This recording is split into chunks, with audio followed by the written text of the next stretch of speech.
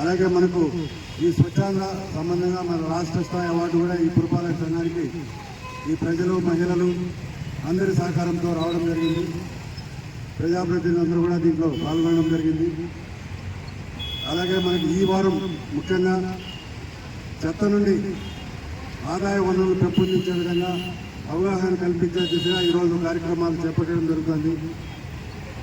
ఏదైతే ఆదివారం నాడు వైద్య ఆరోగ్య సిబ్బంది ద్వారా పల్స్ పోలియో కార్యక్రమం ఉంటుంది.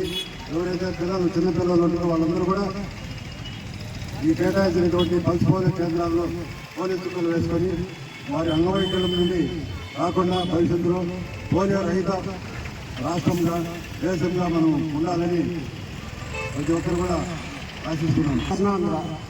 ఈ కార్యక్రమంలో భాగంగా గౌరవ ముఖ్యమంత్రి వర్యులు శ్రీ నారా చంద్రబాబు నాయుడు గారు మరియు ఉప ముఖ్యమంత్రి శ్రీ పవన్ కళ్యాణ్ గారు, అదేవిధంగా మన పలమనేరు శాసనసభ్యులు ప్రీతమ నాయకుడు శ్రీ అమర్నాథ్ రెడ్డి గారి ఆధ్వర్యంలో ఈరోజు ఈ కార్యక్రమం జరుగుతూ ఉంది. ఈ కార్యక్రమానికి ఇచ్చేసినటువంటి పలమనేరు మున్సిపల్ కమిషనర్ గారికి మరియు పలమనేరు నిర్మాణ సిబ్బందికి, అదేవిధంగా కూటమి పార్టీ నాయకులకు, పలమనేరు శ్రీపురం సీతారామన్ గారికి మరియు ఇక్కడికి వచ్చేసిన ప్రజలందరికీ కూడా నేను ధన్యవాదాలు తెలియజేసుకుంటున్నాను. రావడానికి ముఖ్య కారణం మన పలమనేరు ప్రజలు మరియు మున్సిపల్ సిబ్బంది. వారికి ఈ సందర్భంగా నేను కృతజ్ఞతలు తెలియజేస్తా ఉన్నాను.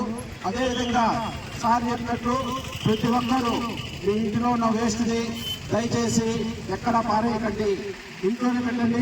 మన మున్సిపల్ సిబ్బంది అయితే, పారిశుద్ధ్య సిబ్బంది అయితే చాలా అద్భుతంగా పనిచేస్తూ ఉన్నారు.